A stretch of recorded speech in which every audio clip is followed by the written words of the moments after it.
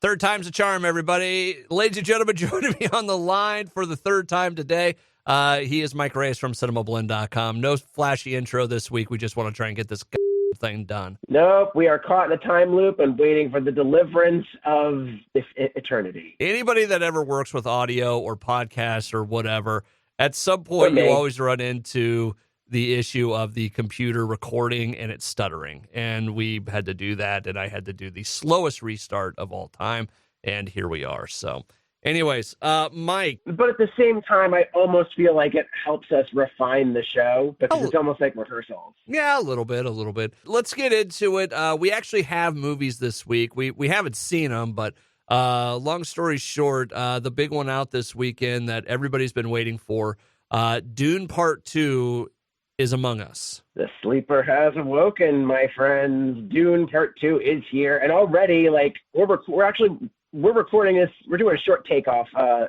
short runway show here, folks. We're recording on Friday morning. You're gonna probably get it Friday night, and the whole thing is Dune Part 2 did open in theaters last night in preview screenings, but there was also a preview screening last Sunday, like a fan event in IMAX. And between last night and Sunday's showings, it looks like there is a $12 million haul that has come in. And that's roughly, I think they're saying it's roughly double what the first one did on Thursday night back in 2021. But then again, that was with HBO Max also being in the mix because they were still doing simultaneous releases at that point.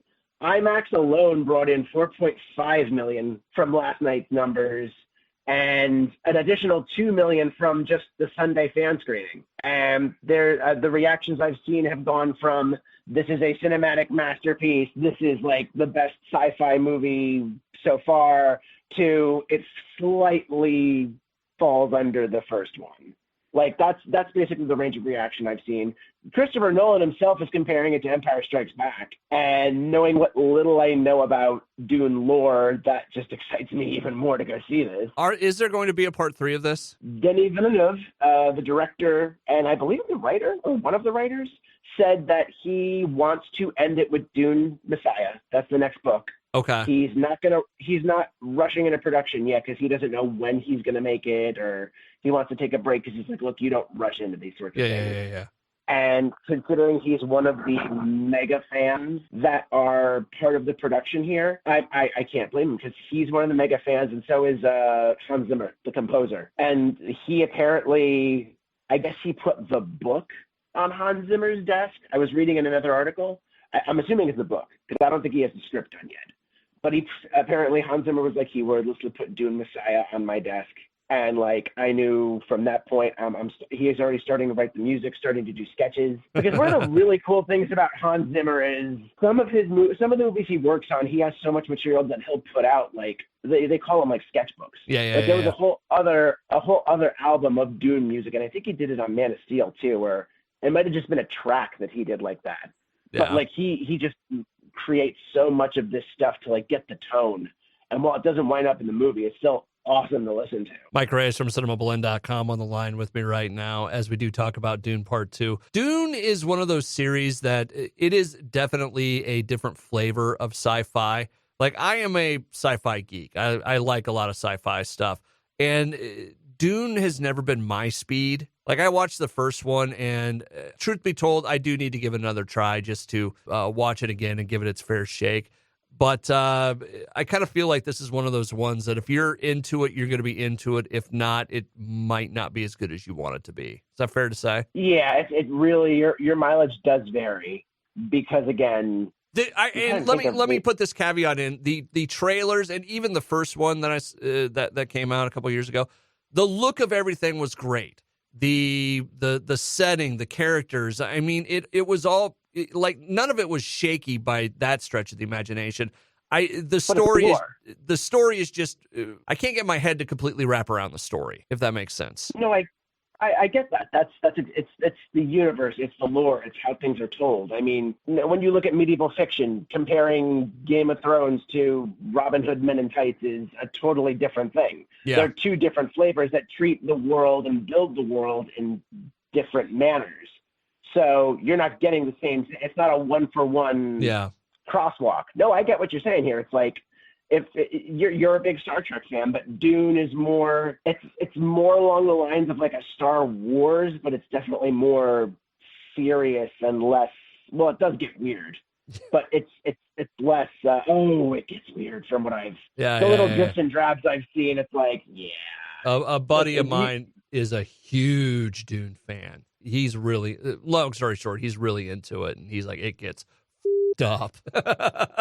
Oh yeah, and it feels like they kind of saved that for part 2 and beyond, and I kind of like that. It's like part 1 should be something to ease people in, so, and then part 2 you get bald Austin Butler with a knife and craziness. All right. So we'll dive more into Dune 2 here in the coming weeks. Mike Reyes from Cinemablend.com is on the line with me right now. One of the other big movies coming out this weekend, and this one might be an undervalued one. Adam Sandler's got a new one on Netflix. Yes, there is a movie called Spaceman, and it is a movie in which Adam Sandler plays an astronaut headed to Neptune, I believe, and he's on a solo mission. And for one reason or another, he meets a creature that looks like a giant spider. Oh, awesome. Yes, and that is Adam Sandler is the astronaut, and Paul Dano is the voice of the spider. All right, then. Looks like the reception so far, at least according to Wikipedia, is mixed or average reviews. Yeah, and frankly, you know what? I'm perfectly fine with that. I'm ready to go. I'm ready to watch it. I think we had this talk last week, and we've had this talk before, where Adam Sandler, again, is just in this wonderful spot where he can do what he wants to. And he doesn't just have to do the comedies. He doesn't just have to do one thing or the other. He's one of those guys that I'm willing, like, if he wants to change things up and do something different, I'm willing to go on that journey. Like, there's certain actors that you can't take that trip with, or you at least can't take it serious. I can do this with Adam Sandler for some reason. Yeah, he is really good at just walking the line between comedic and dramatic. Like, he's proven that time and time again. And it's nice to see him jump back and forth between the two more often now. Like, I think Uncut Gems was especially very helpful to him with that. And since we're coming up on the Oscars again, it is the anniversary of the Academy making the mistake of not nominating him for an Oscar. Have you seen Uncut Gems? No, I have not. Then don't fucking talk to me about that. I wasn't saying I know.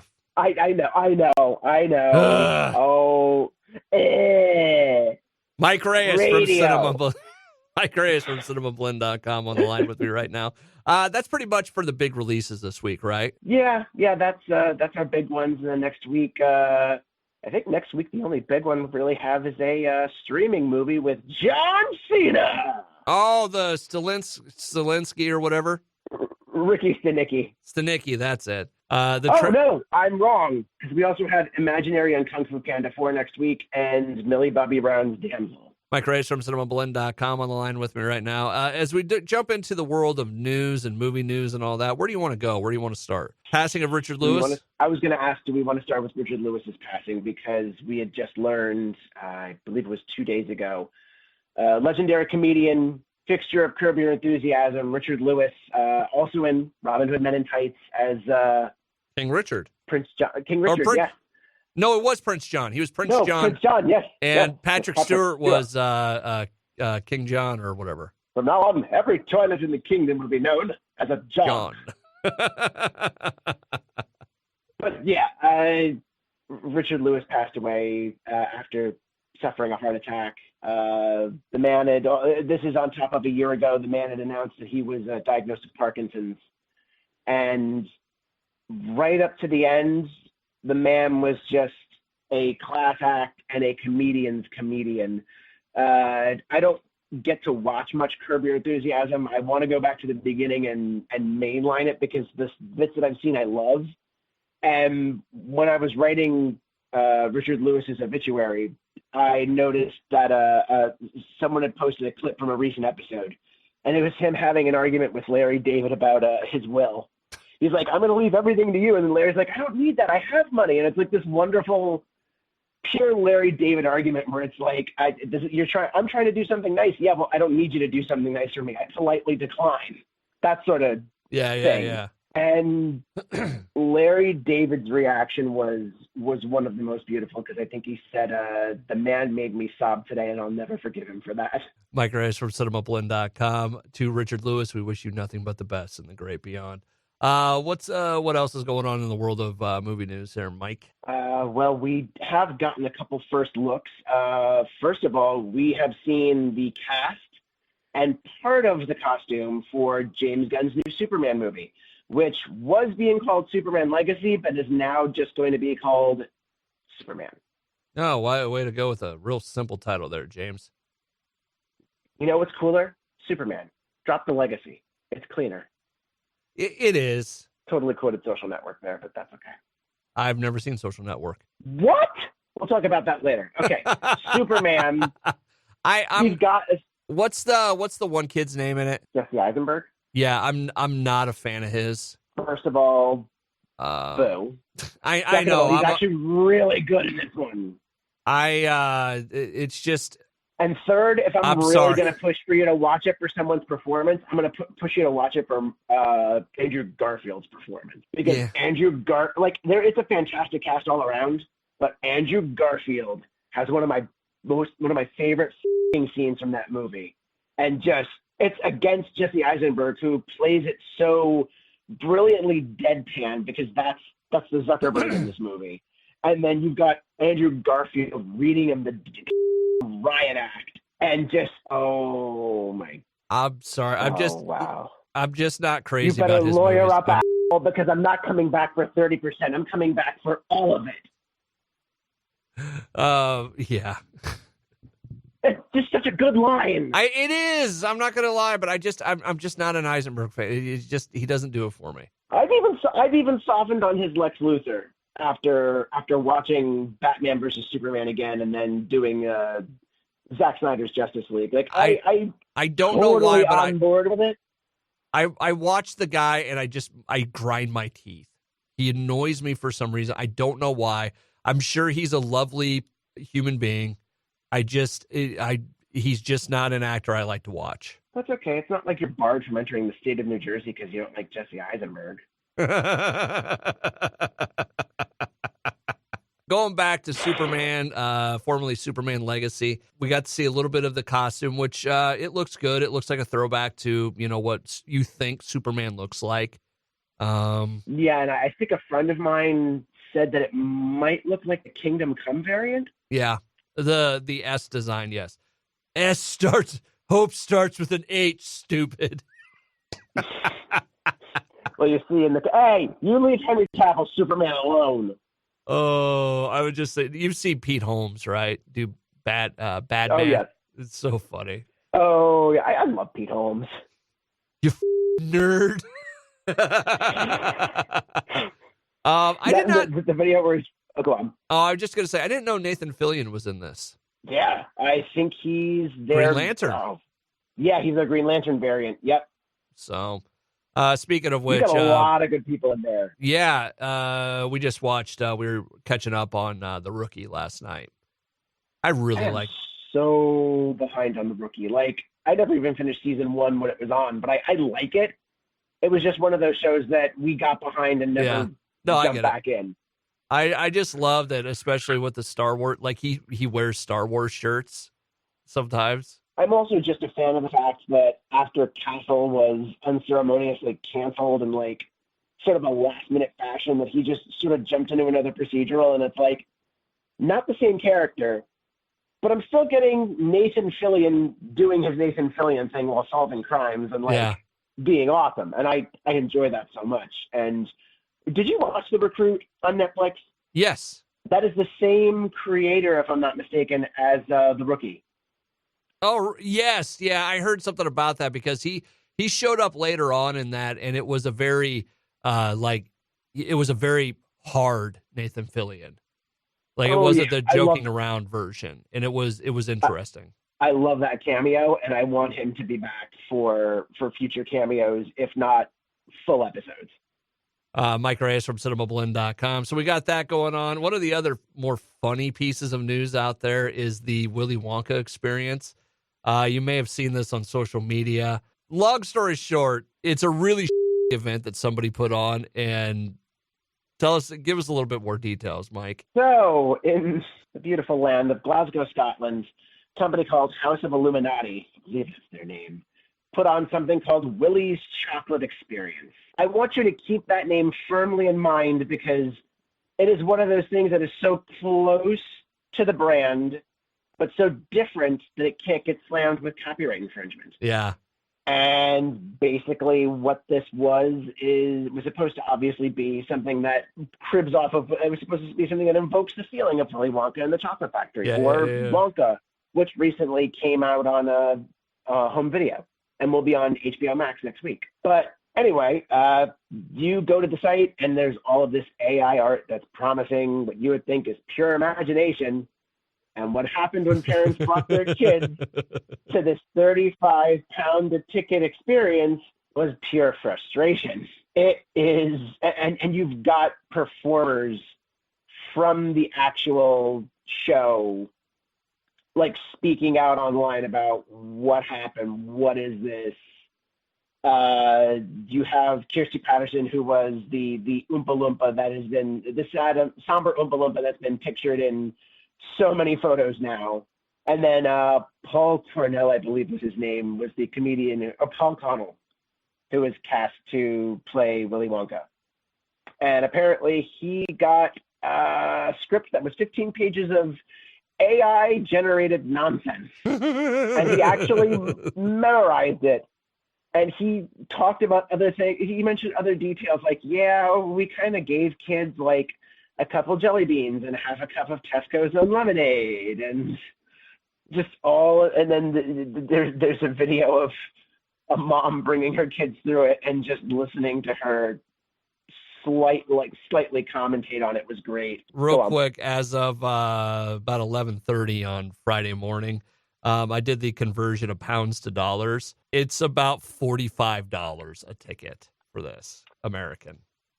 And you need to see the photos of it, folks, to see what $45 American would get you. Now, listen, I've got two kids, and we go to stuff like this sometimes. Like we went to a holiday one, and don't get me wrong, sometimes it's a very lackluster thing. Sometimes you're surprised by stuff, but this, if I showed up and I paid nearly $50 for this, I'd be hot as a parent. Oh yeah, no, absolutely. And you even got Karen Gillan reacting to the whole thing. She like posted one of the videos and she's like, "Oh my God, please cast me in this." Actually, the movie about this, not the actual event. Actually, you know what? Both are fine. Yeah. Oh, it's so great. Like I feel bad for the people that paid money for this, but still, it's like son of a. But you know what didn't happen at this attraction though? Kids didn't get turned into chocolate or jelly beans or blueberries or whatever. Well, I was going to say younglings weren't slaughtered. But yeah, that's exactly the tone. Because another thing I wanted to bring up is the fact that Hayden Christensen, as part of Empire Magazine's 25th anniversary celebration of the prequels kicking off with Phantom Menace, talked about how the process of filming the youngling scene from Revenge of the Sith. And he also mentioned that apparently kids are not frightened by him in public because of it. Like he apparently said, like, I think kids just kind of forgot it happened and they're just happy to see Anakin, which is another one of those redemption stories I like seeing, like him and Ahmed Best getting that. What's funny about his deal, and just hear me out on this, like he's one of those characters that everybody wants to love right now, right? Yeah. And you just have to kind of glaze over the horrible thing of him murdering a room full of kids. Oh, yeah. Like, it's an interesting thing. Like, every once in a while, you come across that character. It's like, oh, it's so great that he... Does anybody remember this day? Master Skywalker, there's too many of them. What should we do? Like, so... Did we talk about that last week? Yeah, we did. Because I don't remember if it was on air or off air, but I remember us talking about that recently. And, yeah... I rewatched the scene writing that up for the site, and it's still just, as you said, it's one of those things that you really want to see go the other way. It's like every time you get to that moment, it's like, can we just not? Yeah. But it's just, he's one of those interesting characters that he is redeemed, and he has a very dark past. Yeah, and like the closest we've even come to anything remotely that dark was Rogue One. And that's part of why I really like that scene. It's like, Star Wars came out and there was all this mythos built around Darth Vader being like real hard ass, one of the galaxy's like most ruthless dictators. And like you saw some of that.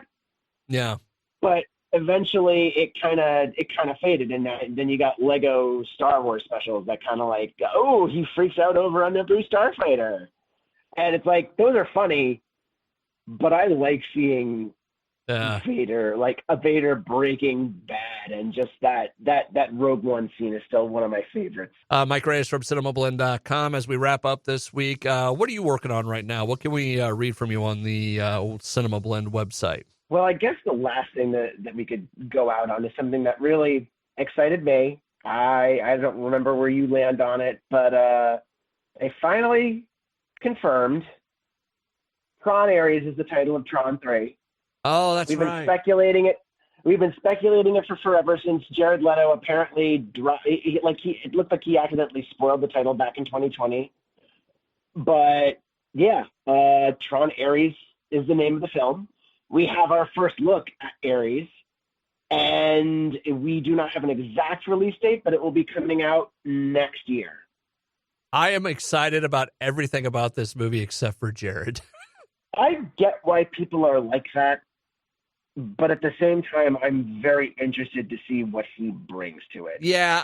I have an open mind on this, and especially because there has to be a lot of love surrounding this production for it to even happen, for it to even be made. Yeah. And I'm very curious what he's going to be doing in it, because we still don't really know his moral alignment here.